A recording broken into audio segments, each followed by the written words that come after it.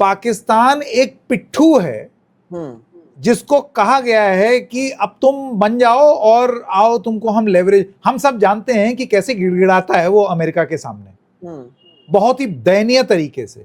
ये आरोप हम लोगों के देश में भी लगे कि हमने रूस से तेल लेना बंद कर दिया अमेरिका के चलते, और हम ट्रेड डील में बिल्कुल एकदम हल्की ट्रेड डील।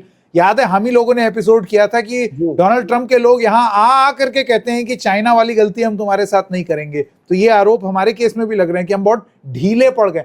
इस केस में भी हमारे पास यही आरोप लग रहा है हमारे देश पर कि हम ढीले पड़ गए हैं।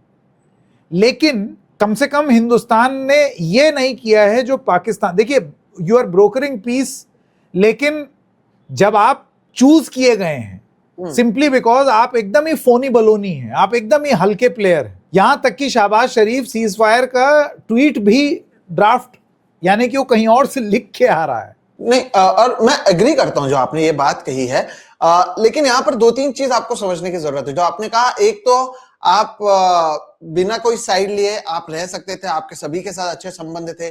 आपने जो साइड लिया उसके वजह से जो क्राइसिस आई हमारे देश में उसे रोका जा सकता था। अच्छा, जब आपने ईद भी विश किया तब भी आपने ईद बाकी सभी मुस्लिम देशों को किया, तब ईरान को आपने कुछ विश नहीं किया, जो क्योंकि हमारे देश के प्रधानमंत्री लगातार करते हैं।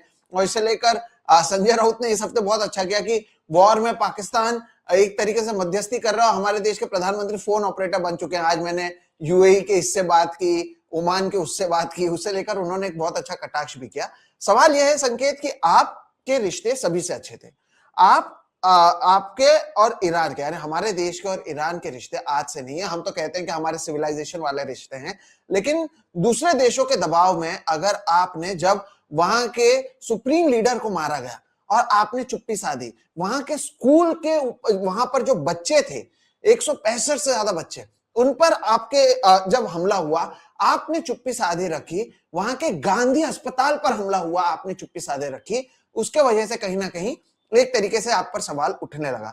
और यहां पर संकेत मैं आपको यह बता दूं कि मैं नरेंद्र मोदी को लेकर इसलिए भी ज्यादा इस पर बात कर रहा हूं या कह रहा हूं, वो इसलिए क्योंकि ये नरेंद्र मोदी ही थे जिन्होंने डोनाल्ड ट्रंप को बुलाया था अहमदाबाद में, और my friend the president of United states of America mister Donald Trump कहा था।